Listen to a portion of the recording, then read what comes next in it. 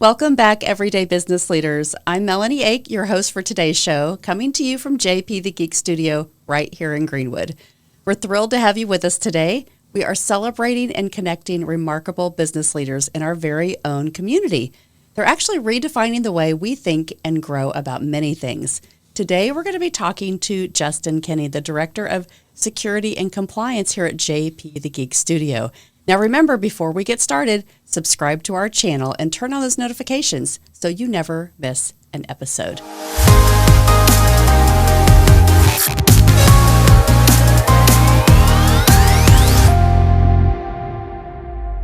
Justin, thank you for joining us today. Thank you for having me on. I am so happy to be here and kind of share these thoughts and ideas with you. This is wonderful. You're just down the hallway, actually. Yeah, just a stone's throw away. It's not that far. It's great. It's great. I love this because a lot of women that are following this show came to our Top Floor Women event in October, and you were the presenter for the Cybersecurity Awareness Month.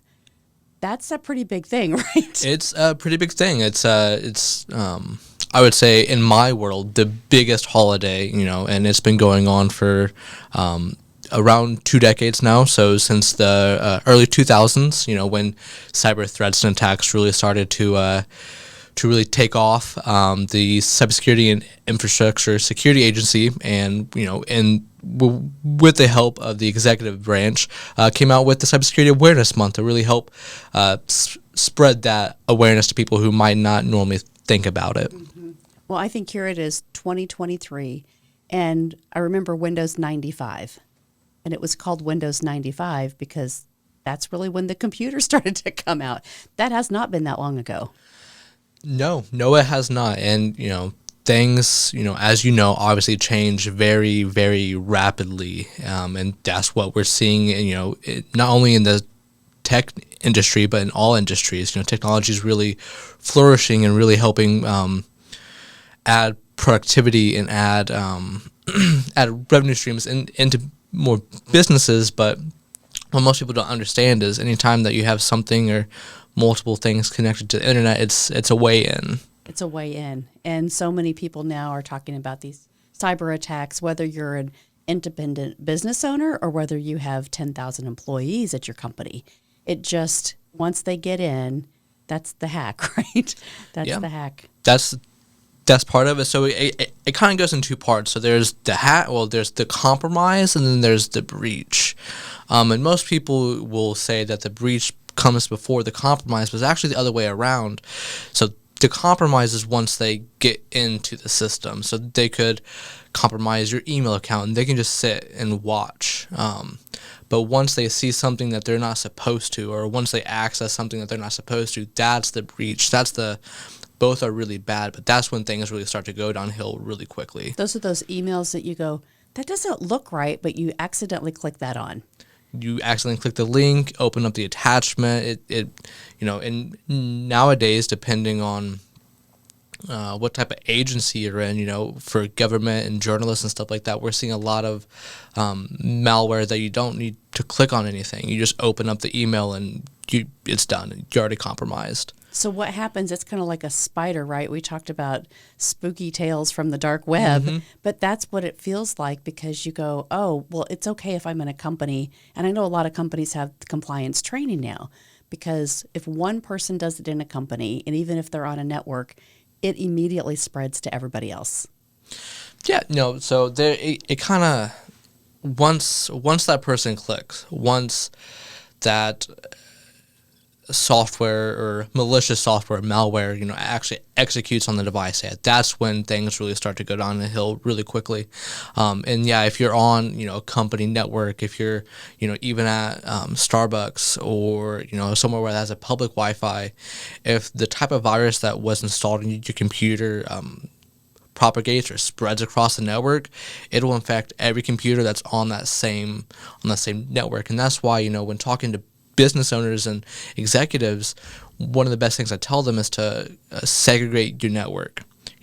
have it to where your servers aren't talking to the normal everyday computers that people are using, because the servers is what mostly has a lot of that sensitive information on it. So if we can block that malware from getting to those servers and getting to that sensitive information, it'll save a lot of hardship and a lot of money in the long run. Oh my gosh, that's a great tip. So if I am a business owner and I go to Starbucks and I may use their public software, but I should be on my VPN, right? Yeah, definitely. Definitely. Anytime that you're in a public setting, if your company provides it or you have a personal one like NordVPN, not sponsored or anything, but if they want to sponsor me, hey, I won't complain.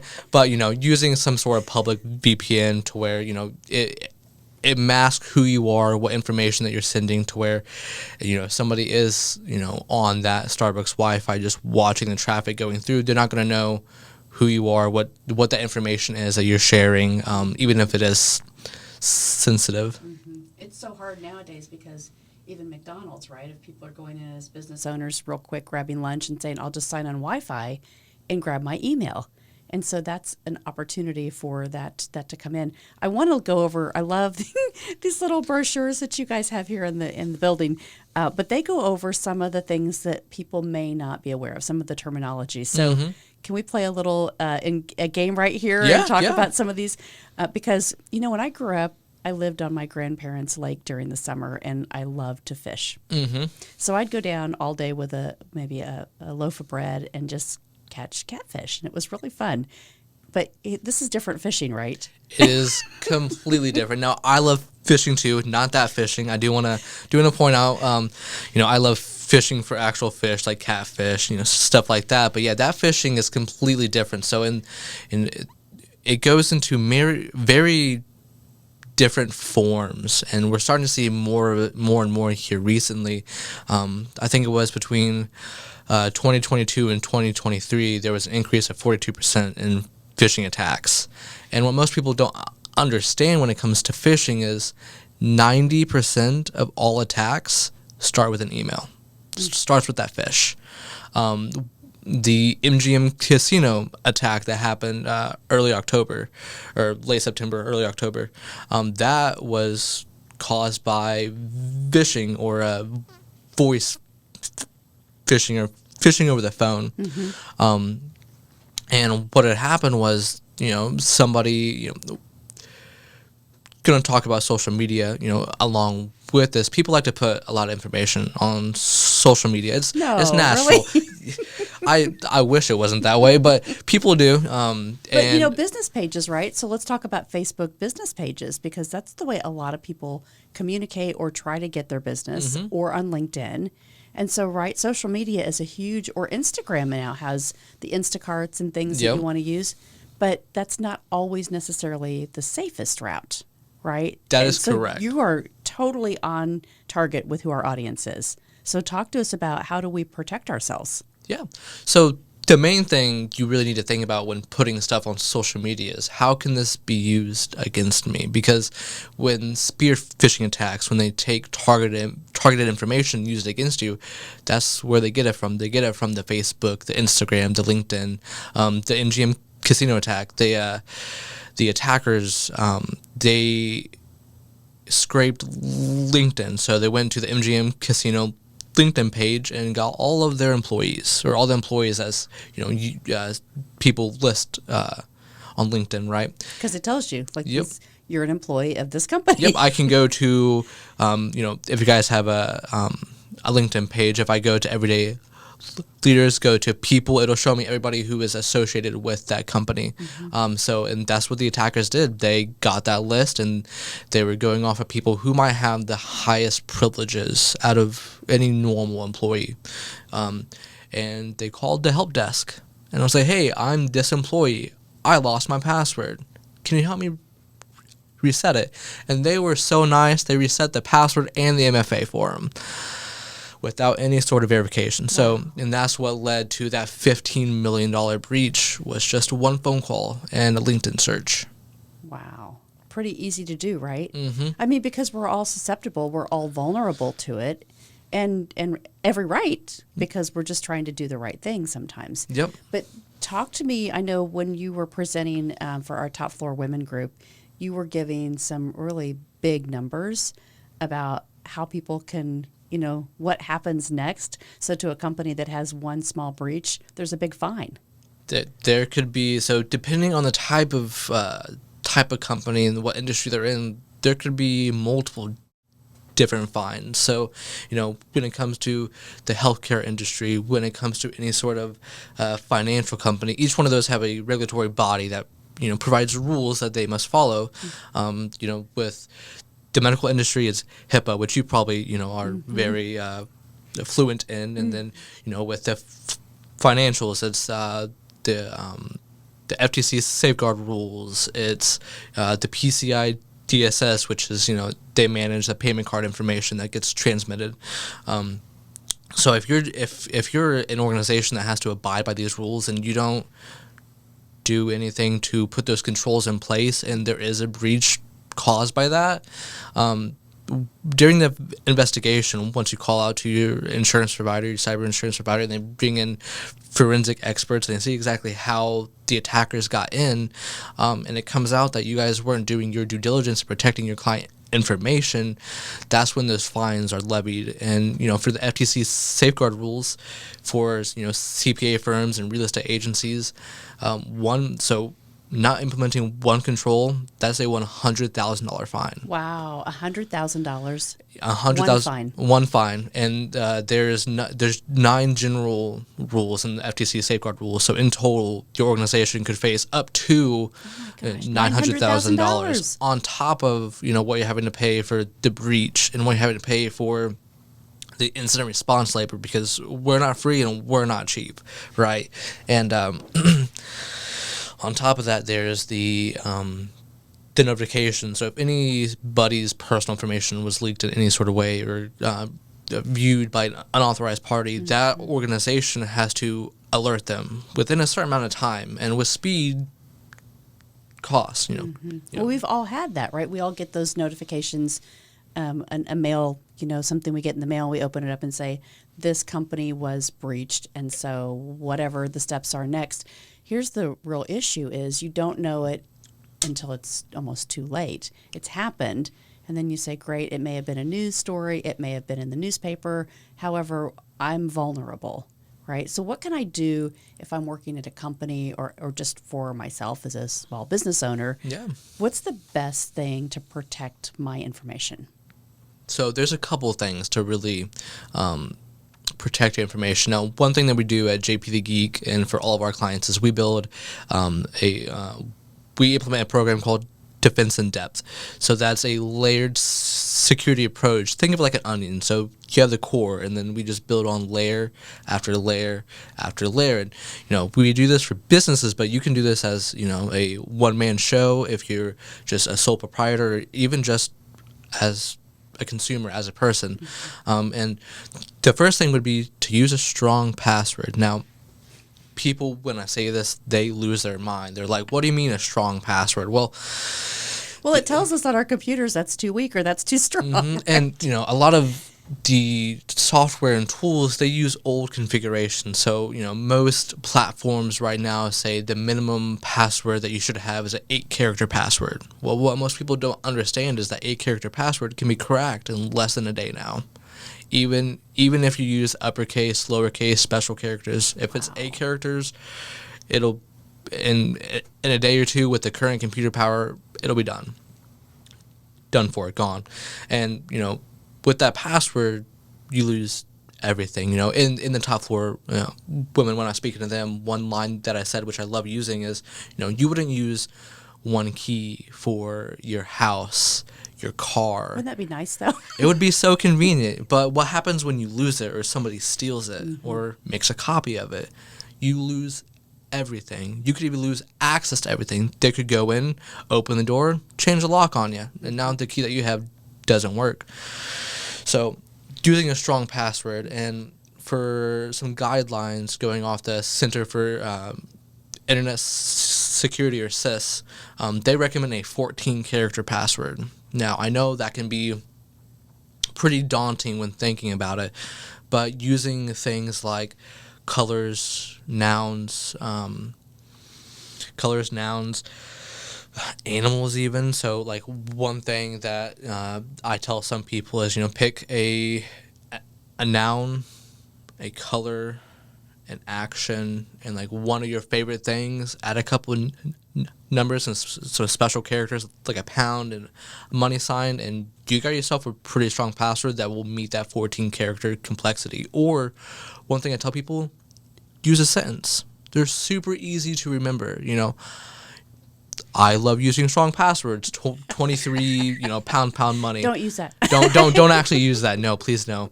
But as an example, that would be a strong password.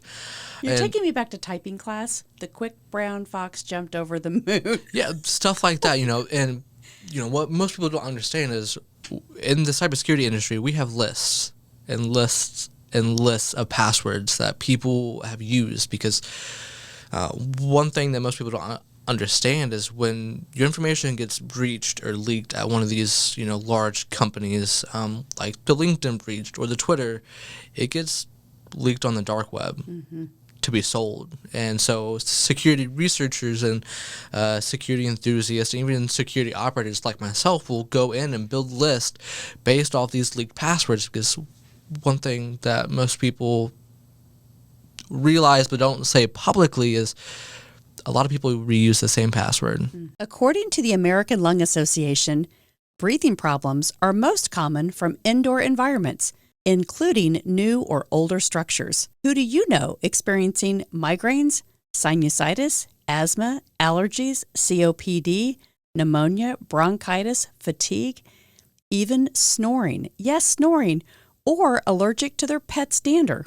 Yes, breathing problems can be minimized very effectively and inexpensively. Call Mary O'Farrell, Mary's House of Healthy Living, 812-787-2071. Call right away to assess your indoor breathing environment. Hi, this is Melanie Ake. When you visit everydayleaders.com, you'll find valuable resources to become a better leader in your life.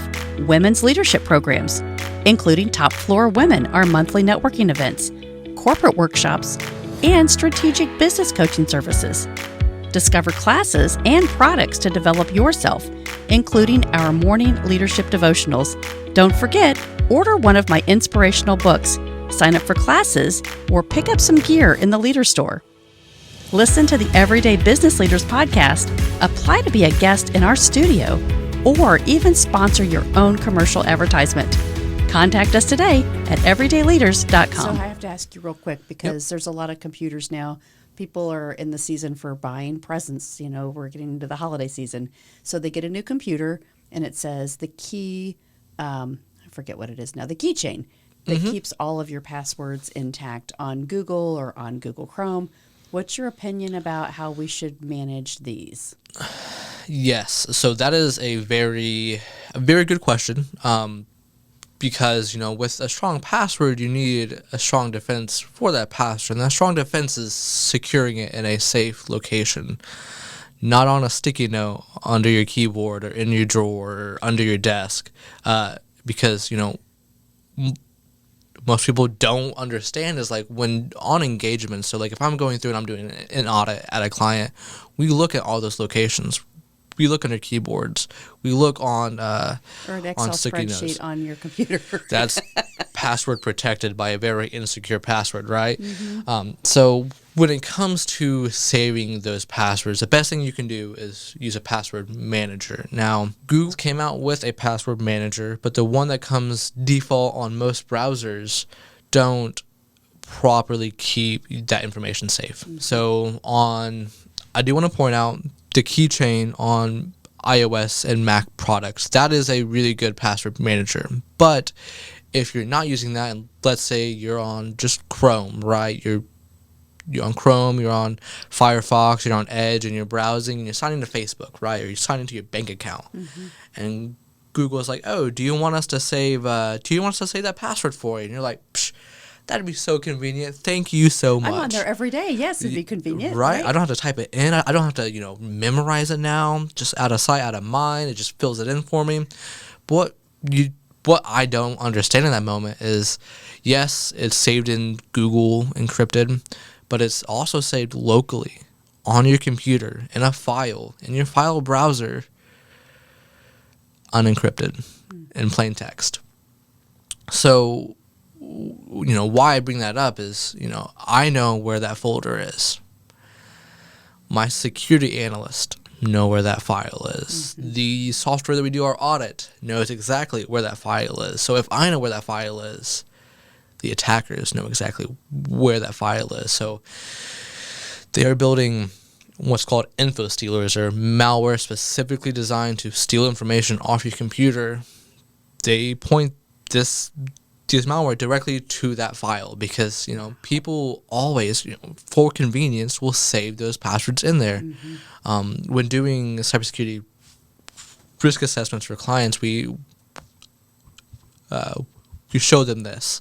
So during our CSRAs, our tool finds and gets all these passwords, right?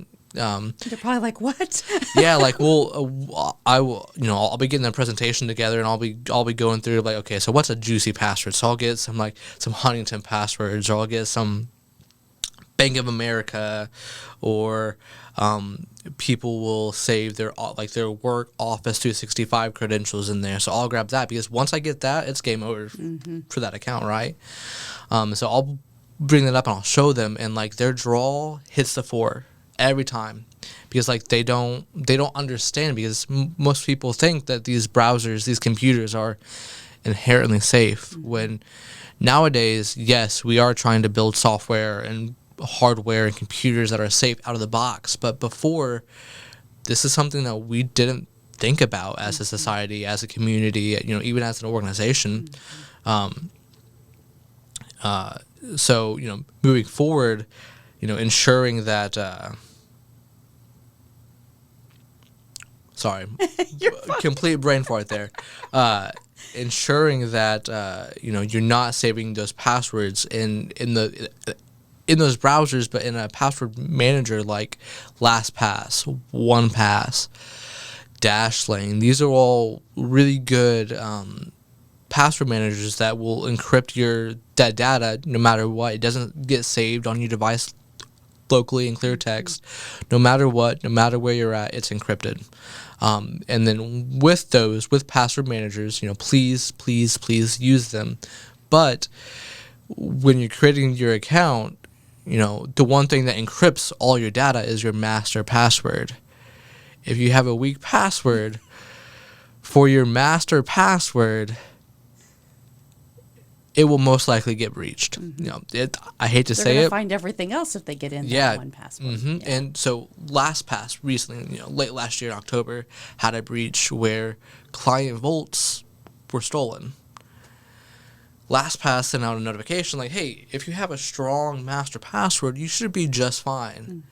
If you don't have a strong master password, if it was less than 12 characters long, I would go through and change all the passwords that are in your vault, because most likely these, the attackers are still trying to get into those vaults that they had stolen. So, if you had a weak password, it's already most likely compromised, and those passwords are already probably being used in the wild to try and get into those accounts. So if you don't have multi-factor authentication turned on, and you didn't have a strong master password, things might be not looking so hot there. Don't want to leave this conversation without sharing about what you're getting ready to launch for your own business. Yes.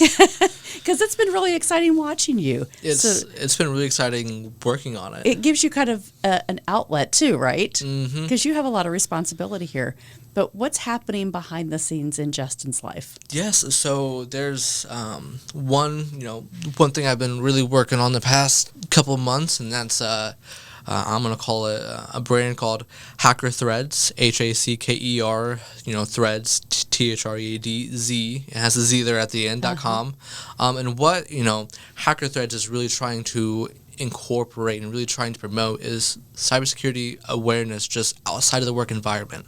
You heard us talk about cybersecurity awareness training, and a lot of times that's for your organization to give to your employees, but cyber attacks happen to consumers. It happens to you. It happens to grandparents and parents and brothers and sisters. It's not just your coworkers. It's us as a community, as a society. And by 2025, we're looking to lose over, I think it was like over $5 trillion annually to cyber attacks. And not all that is against businesses. So one thing that Hacker Threads is trying to do is we're trying to promote cybersecurity awareness tips and tricks and ideas through clothing and apparel. And so, if you go to hackerthreads.com, you'll definitely see our selection on there. We've got like 5 shirts, 3 sweatshirts, a couple of notebooks, and here soon. So right now we're doing a soft launch. So the soft launch will end at the end of December with a limited selection. Right now I'm getting some more ideas up and posted, but not officially out there yet. So if you definitely want to stay up to date with what we're doing, what we're designing, follow us on LinkedIn, Hacker Threads. You can also follow me, Justin Kinney. But my biggest goal for Hacker Threads is to really help spread the cybersecurity awareness outside of the work environment. As being a cybersecurity professional, I go to a lot of conferences, right? And we get a lot of cool swag, T-shirts and stuff like that. And as I'm going through the store, as I'm, in the checkout line, if I'm at a restaurant, people ask me all the time what my shirt's talking about. And I love explaining it to them. The one thing I love about being in cybersecurity is that it's all education centric. It's kind of secret. People go, "What's in there?" Right? Yeah, it's this mythical industry that everybody just it's intriguing.